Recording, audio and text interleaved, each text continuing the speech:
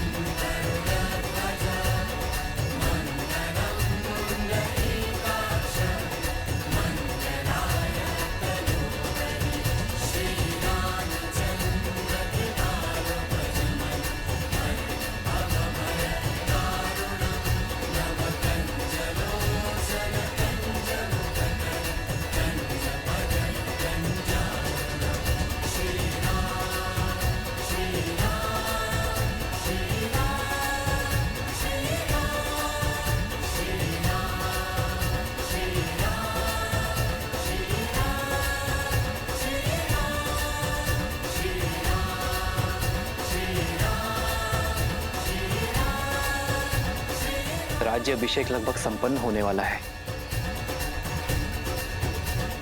पर मेरा हनुमान नहीं दिखाई दे रहा। कहाँ है हनुमान?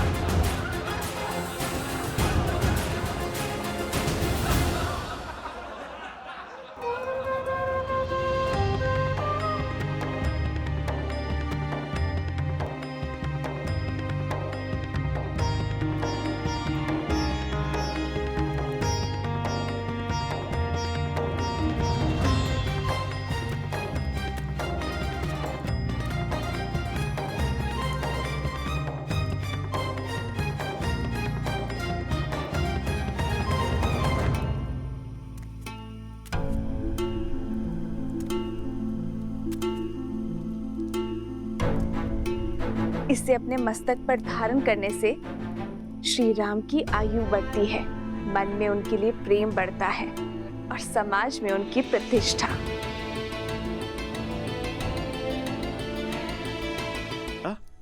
आप चिंता ना कीजिए, ना मुझे किसी के ठाठ से अंतर पड़ता है और ना ही उपहास से। मेरे लिए मेरे प्रभु का जीवन, उनका सम्मान, उनका मुझसे प्रेम महत्व रखता है। माता, आपने तो मुझे अनोखा मार्ग दिखा दिया। आपके मस्तक पे एक चुटकी सिंदूर लगाने से मेरे प्रभु का सम्मान इतना बढ़ गया। तो माता, आप सोचिए, मेरे प्रभु का सम्मान और प्रभु का मुझसे प्रेम अब कितना बढ़ेगा। क्योंकि माता, मैंने तो अपने रोम रोम को सिंदूर के रंग से रंग लिया है। मैंने तो अपनी पूंछ का भी एक छोटा सा भाग भी नहीं छोड़ा। तो माता, आप बताइए ना, इस लाल देह से मेरे प्रभु का जीवन और कितना बढ़ेगा।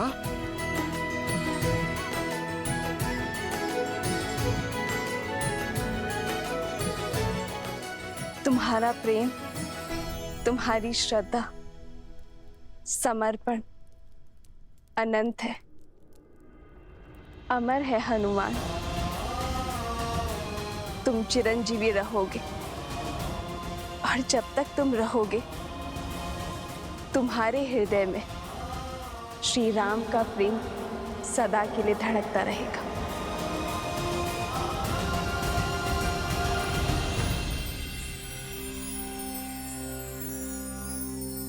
श्री गुरु चरण सरोज रज निज मनु मुकुरु सुधारी बरनौ रघुबर विमल जसु जो दायकु फल चारी।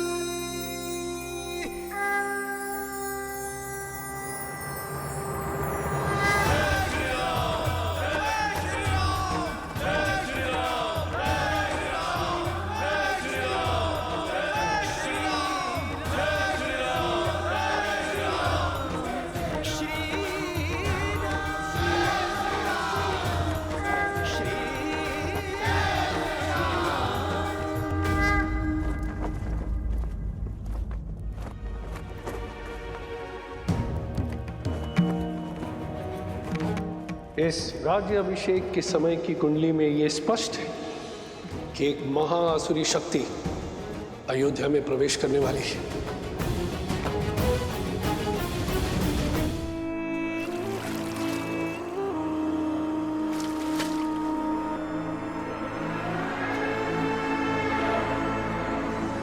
राम, न तुम जीते हो और ना ही ये युद्ध समाप्त हुआ है।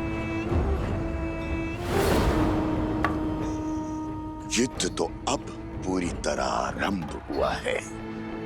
मैं तन पर वार नहीं करूंगा राम, मैं मन में घुसकर वार करूंगा।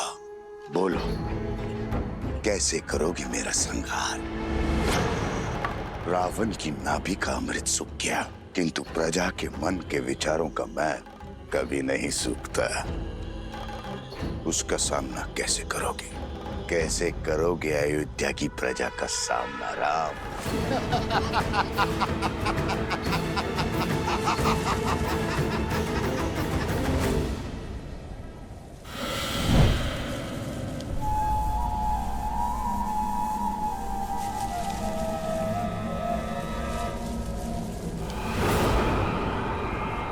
भूल हो गई मुझसे, जो आपसे सहायता की आस कर बैठी मैं, आपके द्वार पर प्रतिशोध की भिक्षा मांग बैठी मैं। अपने हाथ पे हाथ धरे देखते रहे और वहां राक्षस राज्य का अंत करने वाला वो राम, उसका राज्य अभिषेक हो गया। पराजय है ये आपकी।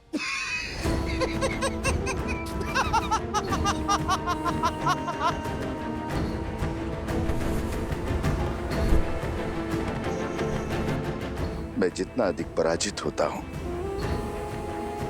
मेरा विजय पर उतना ही विश्वास दृढ़ होता जाता है। जानती हो असुर सदा पराजित क्यों होते रहते हैं? क्योंकि उन्हें अपनी शक्ति का तो बोध है, किंतु शत्रु की दुर्बलता का बोध नहीं है। राम का राज्याभिषेक उसकी दुर्बलता होगी।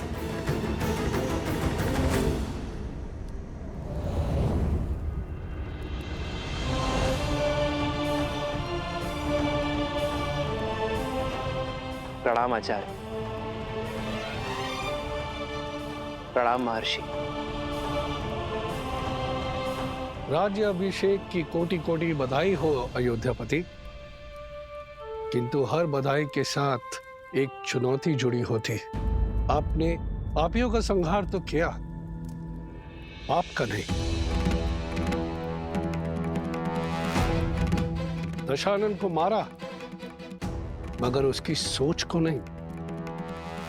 पाप की सोच एक ऐसा छलिया है जो बार बार स्वरूप बदलकर सामने आता और प्रहार करता।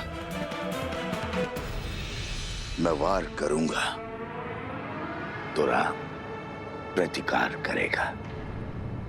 मैं युद्ध में विश्वास नहीं रखता, मैं 1000 छोटे छोटे घाव में विश्वास रखता हूं, और वो घाव मैं उसे नहीं दूंगा, उसके अपने देंगे।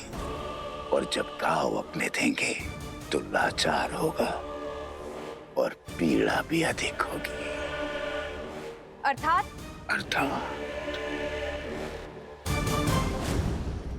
जब शत्रु वार करता है तो व्यक्ति दिल मिलाकर उसका प्रतिकार करता है, किंतु जब संतान वार करती है तो व्यक्ति घुट-घुट कर मरता है। अयोध्या की प्रजा को संतान मानता है ना राम। अब यही प्रजा उस पर वार करेगी। जिसने रावण से लंका का युद्ध जीत लिया वो अयोध्या की प्रजा से युद्ध नहीं कर पाएगा। अब उस पर उसकी प्रजा से प्रहार करवाऊंगा। अयोध्या के भीतर एक युद्ध होगा जिसे अयोध्या हार जाएगी। अयोध्या की प्रजा के मन में इतना विष घोल दूंगा जिसे राम तो क्या महादेव भी नहीं काट पाएंगे। रावण महान शिव भक्त था, ज्ञान का सागर था, किंतु वो राक्षस सुमाली की राक्षसी वृत्तियों से जन्मा था। राक्षस सुमाली के अन्य पुत्र भी हैं श्री राम, जिनमें न रावण सा तप है और न ही ज्ञान है, तो केवल कुटिलता। क्षमा करें महर्षि, अयोध्या के उत्तर की ओर भरत भैया है, पूर्व की ओर लक्ष्मण भैया और पश्चिम की ओर मैं, और दक्षिण की ओर हनुमान जी हैं। हम 4 बलशाली अयोध्या के द्वारपाल हैं। हमारे होते अयोध्या को किसका भय? पांव पर पादुका पहनने से, बाहर के कष्ट से बचा तो जा सकता है कुमार शत्रुघ्न, किंतु फोड़ा यदि देह के भीतर से निकले तो क्या करोगे?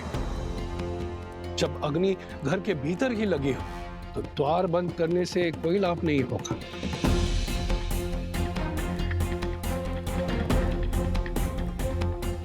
रावण के पापों का अंत तो हुआ है, लेकिन उसकी सोच का नहीं। जो विपदा आने वाली है उसके अस्त्र तलवार या भाले नहीं, असत्य, लोकवाद, झूठी निंदा, ये सब उसके अस्त्र है। शब्द उसका ब्रह्मास्त्र है। संसार का नियम है, अगर कोई भी असत्य बार बार कहा जाए, किसी की झूठी निंदा बार बार हो, तो वो सत्य लगने लगता है। और ये मनुष्य के स्वभाव की प्रवृत्ति है कि सत्य सामने होते हुए भी वो असत्य की ओर आकर्षित हो जाता है। हर मनुष्य के भीतर छिपी बैठी है असंतोष की अग्नि, इस अस्त्र को विस्फोटक बना देती। जब तक उन्हें मेरी योजना का आभास होगा तब तक मैं उनका स्वर्ग रूपी संसार भस्म कर चुका हूंगा। मुझे आपकी रणनीति पर बिल्कुल भी विश्वास नहीं है। रावण भैया की शक्ति और साहस का 100वां अंश भी नहीं। अपने शत्रु से 2-2 हाथ करने की स्थान पर जुआरियों की भांति कुचक्र रचना से अंत नहीं होगा उस राम का। शांत प्रिय बहन, शांत।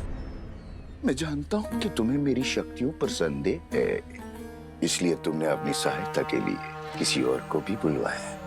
कौन है वो? हाँ, मैंने सहायता के लिए निस्थल के राजा भस्कर्ण और उनके पुत्र संहादमन को बुलाया है।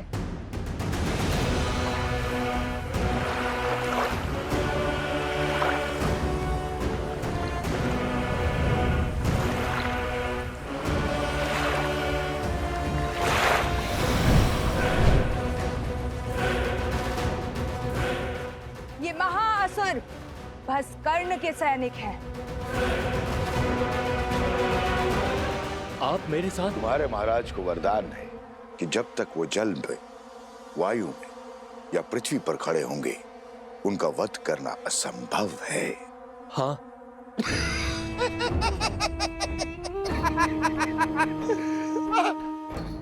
जाओ करो युद्ध, किंतु एक बात स्मरण रहे, राम पर विजय केवल सहस्त्र रावण पा सकता है।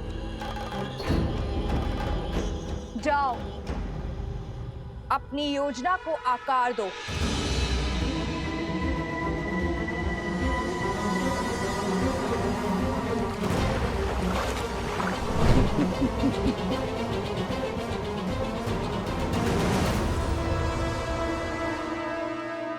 न कहा, सच है क्या और भ्रम क्या है, ये प्रश्न सदा से अमर खड़ा है। सहस्त्र मुखों की सहस्त्र बातें, इनसे भला कौन लड़ा है। आप यही गाते रहो और मैं अपना कर्तव्य निभाती हूँ।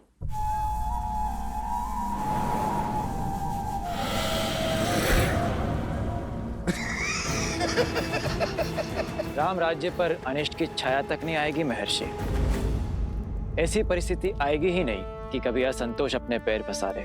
असंतोष ईर्ष्या से जन्म लेता है राजकुमार, परिस्थिति से नहीं।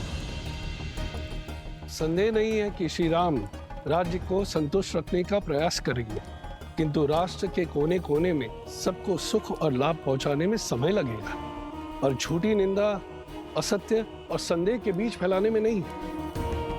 संदेह मन के किसी कोने में छिपकर घास के तिनकों की भांति तनिक सी निंदा से पोषित होकर बढ़ता रहता है और हमारी अनुमति के बिना हमारी मति भ्रष्ट करता रहता है, और यही सहस्त्र रावण की शक्ति है।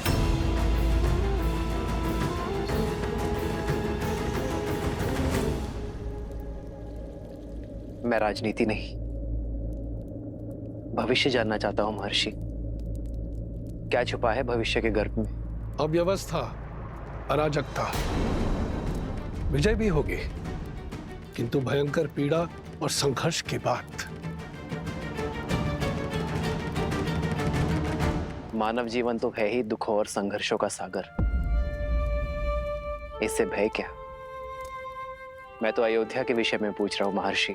मैं भी अयोध्या के विषय में ही बता रहा हूं राजन।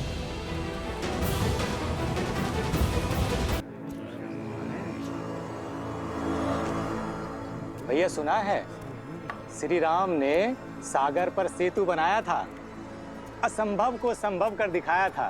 देवी देवताओं की विशेष कृपा है हमारे महाराज के ऊपर।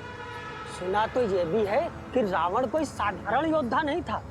कहते हैं युद्ध बहुत ही भयावह था और बहुत दिन तक चला। जंगल में मोर नाचा, किसने देखा? न मोर न युद्ध। अच्छा, तुम कहना चाहते हो श्री राम ने रावण को नहीं मारा? न सेतु बांधा न युद्ध हुआ। नहीं नहीं भैया, मैंने ऐसा कब कहा? अरे हुआ होगा युद्ध, पर ऐसा नहीं जैसा सब बता रहे हैं।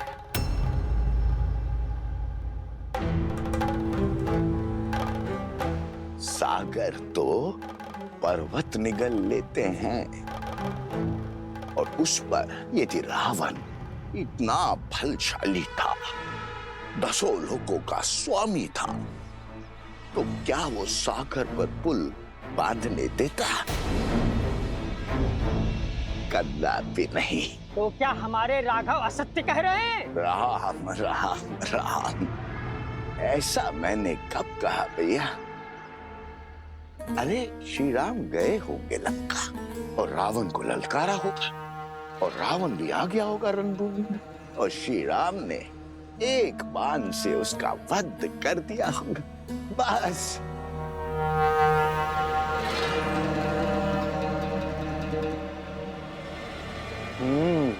हो सकता है ये सब कथा वानरों ने बनाई हो। ऐसे ही बात का पतंगड़ बना दिया होगा। सत्य वचन भैया, सत्य वचन। ये कहानी अवश्य वानरों ने बड़ी बनाई है। श्री राम तो रघुकुल वंशज है, सोचा होगा श्री राम की यश की गंगा में हाथ धो लेते हैं।